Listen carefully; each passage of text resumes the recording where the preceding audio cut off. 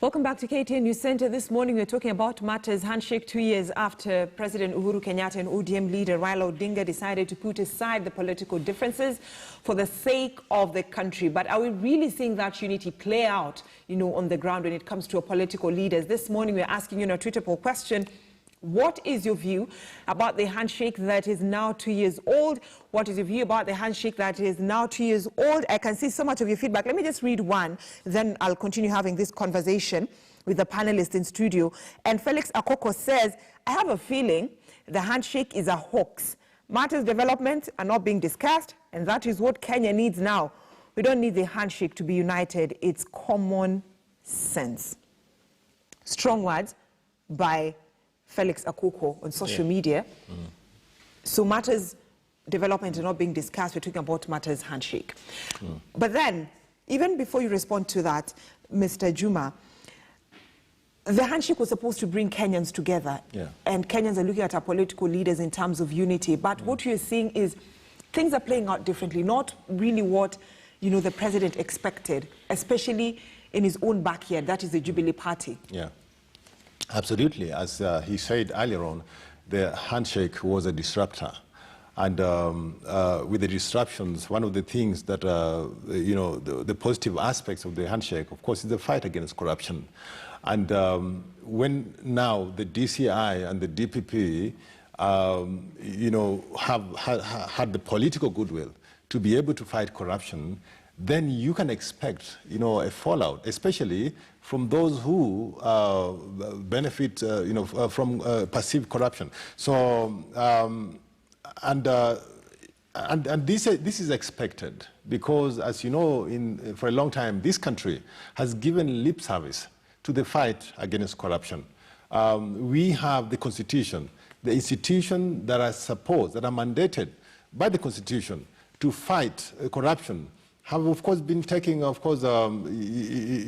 at it as if they need to take orders from other quarters. And at least with the handshake, you could see, this institution taking on this fight very, very strongly.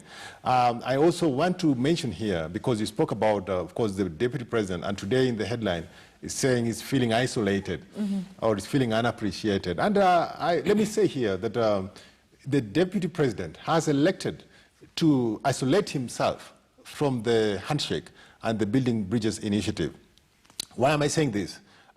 He is part of the presidency, and the moment the president, who is his boss within the presidency, has elected to go the way of the handshake on the Building Bridges, he has no option but to support, what the president has to say on that. So, Mr. Juma, are you saying that Yes. The president is right not to hear the dissenting voices? Because questions are being raised about the real agenda of the BBI, the handshake. No, of course, and that's why the BBI has been continuing. The discussion has been going on. The other day at the burial of the University of Nairobi Dawn, I spoke with one of the professors who is part of the handshake, and of course he explained that some of this process is going to be going on to give the people more chance to be able to air these grievances. And these things are going on, But what I wanted to say is, if the deputy president feels that he is not happy with the current arrangement, he has the option of resigning from government and doing his opposition politics. But opposing what your boss says, what your boss, and there's nothing wrong about the handshake. All right. Building bridges, uniting the country, who can be against that? All right, so Mr. Obuge, the train has already left the station, and what I mean by the train is the BBI, the handshake. And there's so many passengers who've been left behind, our political leaders and some Kenyans who don't even know what the BBI is all about. Some have not even read the content of the report. So what is the president really going to do, or what should he do to ensure that every Kenyan, every political leader is in this train that is heading towards development and uniting the country? Kenya is a country of initiative and catchy statements going from our history to where we are. And as much as we have the BBI and the handshake and the handshake in question, as you've rightly put it, people are questioning it. Where are we heading with this? Yes, the train has left the station, But the unfortunate bit that is going on is that we are only addressing the aspect of governance and the executive aspect of it. But you see, the BBI was supposed to be broad-based approach to how we are able to heal historical injustices, how we are able to deal with the issues of land that has affected the country for the longest time ever. And as much as there are dissenting voices, the key issue is that, as I mentioned, we have had key initiatives in this country in the past that were supposed to also speak into the BBI that have been left out. And that is where my issue with the BBI now comes in. When we are talking about electoral reforms in BBI right now, we have the Joanna Kriegler report that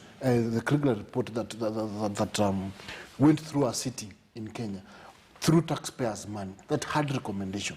Where is it plugging into the BBI? We have forgotten about electoral reforms that were the basis of issues 3 years back. We have the issues with the historical injustices. We have the TJRC report that is gathering dust right now. How can we plug it into the BBI aspect of it? Developed countries, when we are talking about farmers and grain, every year in, year out, we have issues with farmers of coffee, farmers, tea farmers, maize farmers, where I come from. Developed countries have a warehouse receipting system. Such things, you see, to build up this case, such things are not being addressed.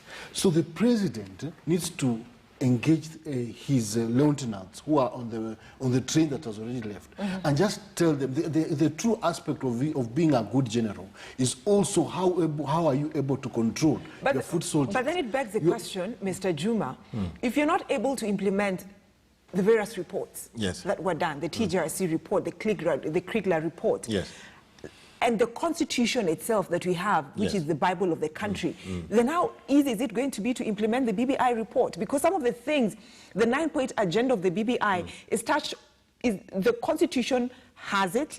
The other previous reports that are gathering dust on the shelf is touching on the same issues, the 9-point agenda. But let me say here that the BBI, the handshake, was not to address everything, because as you know, Brenda, let's not forget that the government is working, that there are ministers that are appointed to deliver services. I hear some guys talking about the economy. The government is working. There's no vacuum in the government. So this handshake was supposed to address those particular issues, especially the electoral issue, the electoral injustices, and the perception that this country is a country that is that belongs to other parts of the country, and the others are left out. The issue of inclusivity is very, very important.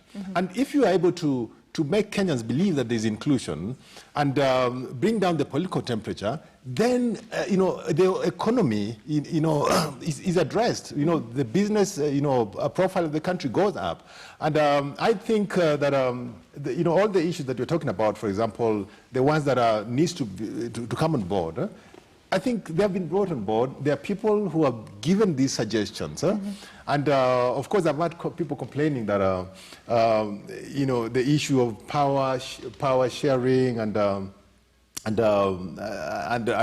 positions.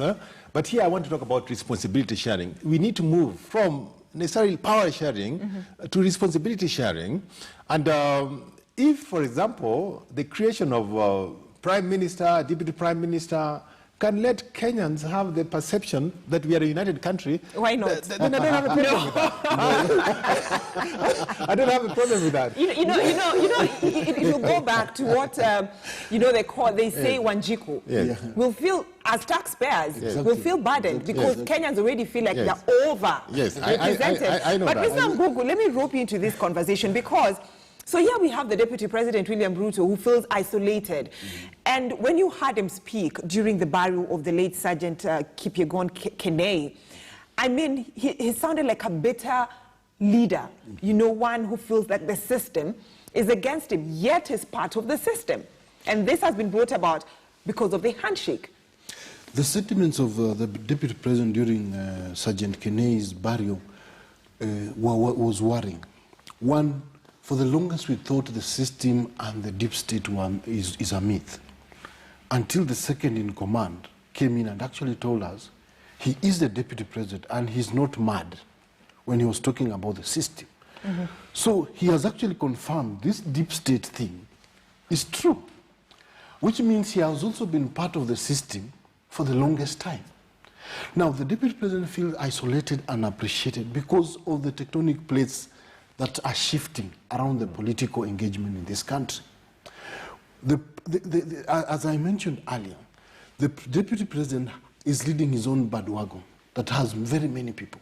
But his foot soldiers on the ground have kept on criticizing what his boss has been doing, sending wrong signals. As we always say, when our back dogs, whom do you check out for? The owner. So there are many people that have been on the ground talking. And for the longest time, people kept wondering, is this the voice of the deputy president? This is not the handwriting of Kipchumba Murkomen. This is not the handwriting of Sudi. This is not the handwriting of Ichungwa. This must be a hidden handwriting of somebody else. So when the deputy president came up and talked of the frustration is going on, it paints a picture that indeed his dalliance with his boss is over. We all know that Jubilee was a party of convenience. Jubilee, the coming together of the president and deputy president, it was a marriage of convenience, even though he has told us he's married to Rachel. But for this, the political marriage was a marriage of convenience. In the essence that these people had been indicted at the ICC, and they needed a survival game plan. One, they never shared an ideology. Two, they never shared a common ground on how leadership is supposed to be. Three, they never had something that bound them together apart from the ICC. So when all these things have gone away, the reality comes in that we are people reading from different scripts. All right. So the deputy president is dissenting, but he has been part of this system for a long time. But the issue is that we are all saying the man started campaigning to succeed his boss too early. When the boss was talking about the Big Four agenda, he was campaigning. The gentleman was campaigning. But then, Mr. Juma, I mean, when I look back, to 9th of March 2018, when the two leaders decided to have the handshake for the sake of the country. And people felt like the DP was not aware of this handshake, but he came out and said, I was aware that my boss was going to meet my political opponent, and I have details about this handshake. So why does it look like, from his statements, recent statements, like he was isolated from the beginning, and he's now actually coming out to say it loud? Yes, we all saw that. And judging from this, especially the recent statements at the Kene's burial, it tells us that it confirms that actually, sometimes silence is golden. The deputy president should not be saying certain things. And this is the time for the deputy president to make use of his spokespersons, the people in his office, to advise him on what to say, when to say it. He cannot be coming out and sending something on Twitter and complaining about the same system that he is a part of. These people that he's complaining about, the DCI and the DPP, these are his employees, and they take orders from the presidency. So it just tells you that there's something wrong in that office. And for me, I want to blame the advisors. Those advisors, the technical advisors, that we pay money. The taxpayer pays them money to procure proper advice to the deputy president. I think they have failed him, and they have let him go out and talk freely, even issue political statements that make the country worried. Because at this point, when the deputy president is criticizing the security organs, which he is a part of, it tells you that there is something wrong within the country. And if he is worried about his life, what about the poor Wanjiku in the village? What would you say about your own security? So it is very, very sad, but I'm hoping that again, the deputy president can take the cue and start keeping silent about certain issues, especially let the organs, if it's about the murder of Kene, for example, we trust the DCI to do a proper job. We trust the DPP to do a proper job. If he feels that these bodies are not working properly, then he can advise the president to replace them. All right. So now, what should the president do to undo, you know, the negativity that has been, the negative picture that has been painted about his handshake with the ODM leader Raila Odinga, and that handshake gave birth to the BBI? Because so many Kenyans are now, you know, some Kenyans are actually relying on what MPs allied to the deputy president are saying. You see, history has gives us some scenarios of how things have been done in the past. And the first scenario is that prior to the handshake, I'm sure these two gentlemen had their key supporters who are hardliners, who will take hardline positions. We have seen it in the past whereby the person in the picture might have noble approach to issues, but due to hardliners who also have an interest in this, might not allow this person to do the right decision. So what do? Sometimes you isolate yourself and make an independent decision. We saw that when the handshake between Nelson Mandela and Frederick de Klerk, Mandela had to leave behind the hardliners who were pained by the apartheid, the apartheid leadership, for him to take that step. And he was criticized as much. But that led to the reconciliation and restoration of a country. I do believe that these two gentlemen were noble of this thought about the handshake. Indeed, we cannot deny the fact that this country was on the edge. We needed pragmatic leaders at that point in time. And these two gentlemen proved that they can be statesmen by putting aside their interests and say, can we have a discussion? The unfortunate bit that the president needs to sort out right now, urgently, is putting the country in an electioneering mood, year in, year out. The BBI has made us forget that we had the 4 agenda story about food security, inclusivity, housing, and stuff. We have forgotten that. Right now, we are on political rallies. The BBI engagement, the first BBI engagement in Kisii was profound. It was good. We had people in Kisii meeting prior to discuss issues. Our people in Nyanza meeting prior to discuss issues. We'll have had this approach throughout. But right now, this thing has metamorphosed into political realignments. And the statement coming out of the generals here is that if you don't toe the line, you are not part of it. So is the president comfortable leaving some of his troops behind? That is what he has made us believe, because he has not addressed himself to this. The president will have called his brother, Raila Odinga, and told him, can we tone down on the rhetoric and the succession politics around BBI? All right. And can we now start talking of BBI? We cannot have BBI rallies when people don't have the BBI document on the ground. All right. So now, as we wind up, gentlemen, because of time, and I like a tweet by, Nahashon Kimemia. He says that the handshake helped the economy, which we all agree. Statistics don't support that claim. They say BBI is addressing issues faced by Kenyans. You only see a push for top seats. They say Uhuru and Raila talking uniting Kenyans.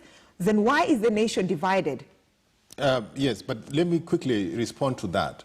As I have said earlier on, that the handshake came to cure the differences that we had that came out of the elections that we had. This election, the two protagonists in this election were President Uhuru and Raila Odinga. And the handshake was to address that. Now, any other division, for example, the perceived isolation of the deputy president is his own, liking, his own undoing, because he has elected to leave, to move away from what he is president, which is a part of the presidency, where his presidency is going. He's elected to now isolate himself. He has a responsibility to bring his troops on board. We have one nation. Let us have one government. We can only have one head of state at a time. And you, as a deputy head of state, you have a choice. You have to play by that rule, or if you're not happy, you quit. It's your final sentiments. Yes. I think Vitukwa grounds different. Because of politics of life. Yes. We are not addressing the politics of life. The politics of life is a politics that define issues of employment. We have unemployment rates in Kenya skyrocketing each and every other day. The politics of life needs to define the farmers' issues. We're having farmers who the ministry has not even announced the price of maize till today, when a new harvest, a new planting season is coming. We are talking about the politics of life that need to define where the world is moving. As we are having BBI challenges, where is the world moving in terms of technology? How can we position the young minds in Kenya to reap from the big bloom of artificial intelligence? Where technology is disrupting, how can we position ourselves? Those are the things that are affecting the common mwananchi. And that is why people are not feeling this unity thing. People are only hearing the BBI song because to them, year in, year out, we have not been given a deal. And that is why the pain that is going on through Kenyans must push for something better in terms of governance. All right, thank you so much, Isaac Kwabuge, governance and political consultant, and also Mr. Daniel Juma, the executive director at Global Peace Foundation, taking stock of the Building Bridges initiative that was born out of the handshake between President Uhuru Kenyatta and ODM leader Raila Odinga. This is a developing story, and I believe that our reporters will be giving us, an in-depth explanation, taking us stock, a look at how 2 years the 2 years that have passed, have been after the handshake between the two leaders at the doorsteps of Arambe House that houses the office of the president. Taking us to another commercial break. I'll be right back with more news making the headlines during the second hour in just a few minutes.